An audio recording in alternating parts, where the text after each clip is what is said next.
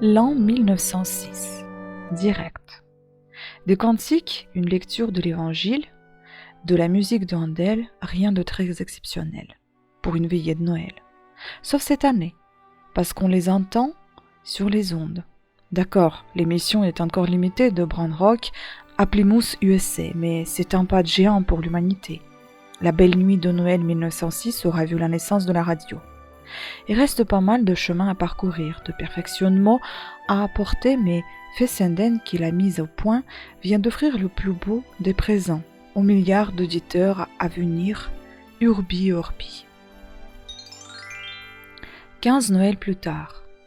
En France, le 24 décembre aussi, la première émission radio en France est émise de la station Tour Eiffel.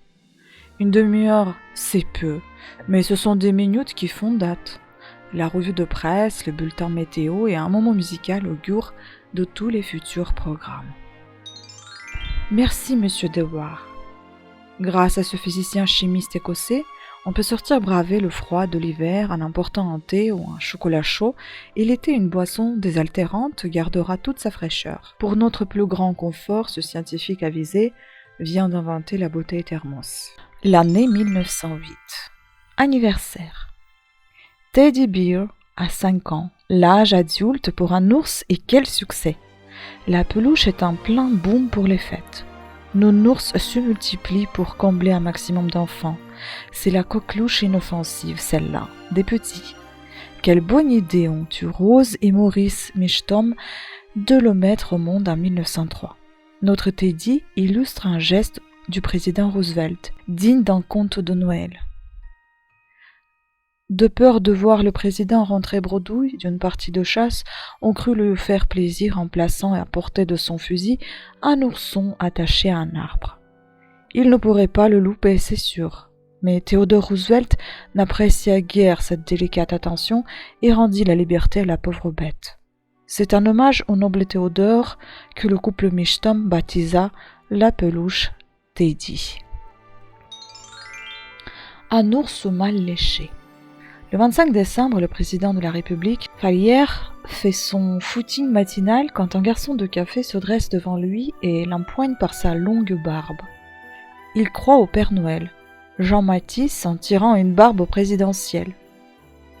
C'est Noël, d'accord, mais ce militant de l'Action française va tout de même finir au poste. L'an 1912, consolation. À Noël, Laurent au printemps? Non, ce n'est pas une erreur de saison, c'est l'arrivée du sapin dans un grand magasin parisien. Ici, tant d'enfants dansent et chantent autour, en brandissant un petit drapeau tricolore, c'est parce que, quelque part, c'est un symbole patriotique qui s'élève ici. Après la défaite de 1870, près de 200 000 Alsaciens et Lorrains ont quitté leur terre annexée par l'Empire allemand pour se réfugier à Paris et en Bourgogne. Les réfugiés ont apporté dans leur bagage la tradition du sapin de Noël avec son décorum de joujoux, bonbons, biscuits, oranges.